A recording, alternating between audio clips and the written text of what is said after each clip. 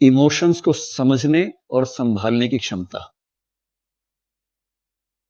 या संभालने की समझदारी। भावनाओं को समझने और संभालने की समझदारी को बोलते हैं इमोशनल इंटेलिजेंस।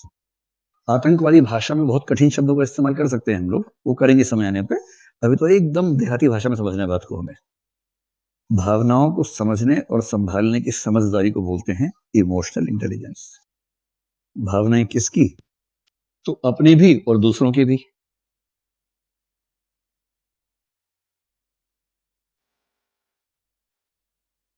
दूसरों की भावनाओं को समझने में एक धार चाहिए, जो मोटी बुद्धि के लोग समझ नहीं पाते। कोई आपके सामने मुस्कुरा के बात कर रहा है, आप सोचते बड़ा खुश था ये आदमी, बड़ा खुश था, मुस्कुरा रहा था। जो गहरा आदमी होता है ना, वो ऐसे नहीं देखता है, वो शेर मार देता है उसी पे। तुम इतना जो मुस्कुरा रहे हो, हाँ समझ में आ गया?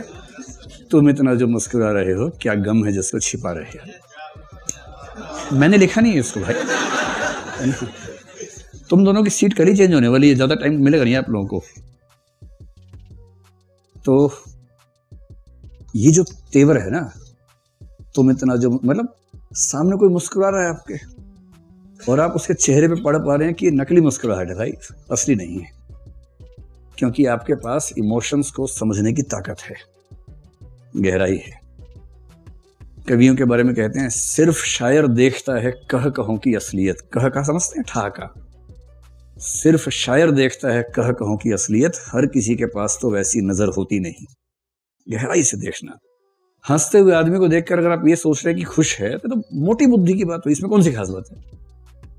गहराई तो वो है जो कुछ ऐसा पढ़े जो सामान्य रूप से नहीं पढ़ा जा रहा।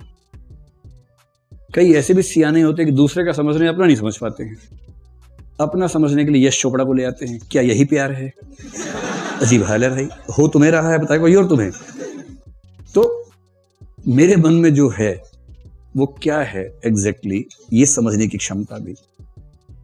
दोस्ती और प्यार के बीच का धागा इतना पतला है कि आदमी कभी टाप के वहां चला जाता है, कभी टाप के यहां आ जाता है, और समझ नहीं आता कि अभी कौन से वर्ग में है। ऐसा ही धार्मिकता और सांप्रदायिकता के बीच की बहुत पतली सी रेखा है, बहुत ही पतली सी। और जो अपने इमोशंस को बहुत ईमानदारी से समझ सकता है, दूसरों के इमोशंस को ठीक से समझ सकता है, अपने इमोशंस को कंट्रोल कर सकता है ठीक से। गुस्सा तो बहुत आ रहा है लेकिन कुछ करूंगा नहीं, इतनी क्षमता है कि भैया जितना जोर लगा ले, मेरे मुंह से कुछ निकलेगा नहीं, लगा जोर। अगर ये ताकत है कि मैं तो वही बोलूंगा जो मुझे बोलना है, अगर तू मुझे उकसा के बुलवा लेगा तो ताकत तेरे पास है, दम है तो बुलवा ले मुझसे। बोल रहा ही नहीं, कंट्रोल है अपना इतना। और दूसरों के इमोशंस को भी कंट्रोल करने की ताकत, दूसरों को इमोशनल बना के अपना काम निकलवाने की ताकत। नेगेटिव सेंस में भी होती है, हम अच्छी सेंस में कह रहे हैं।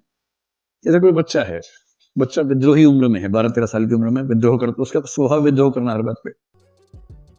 माँ ने कहा बेटा दूध पी लो, नहीं पीऊंगा। क्यों नहीं पीऊंगा? क्योंकि विद्रोह करना है उसे। तो माँ को पता है कद्दू टाइप का है, इसको कैसे मैनेज करना है। माँ ने कहा बेटा आज से तुम्हें दूध नहीं मिलेगा। क्यों नहीं मिलेगा? नहीं मिलेगा, बस नहीं मिलेगा, मेरा घर है, नहीं दूंगी दूध, नहीं देती दूध, क्या कर लेगा तू? मैं तो पीऊंगा, 2 गिलास पीऊंगा। बेटा अगर हाथ आएगा हाथ तोड़ दूंगी। अच्छा। अब ये बच्चा बड़ा होकर समझ पाएगा गधा यही बना है दरअसल। ये अभी समझ नहीं पा रहा कि गधा इसको बनाया गया है, और इसकी माँ इमोशनल इंटेलिजेंट थी, ऐसी महिला थी, उसको गधा बनाना आता था इस बच्चे को। लेकिन गधा उसके हित में बनाया कि उसके अहित में बनाया?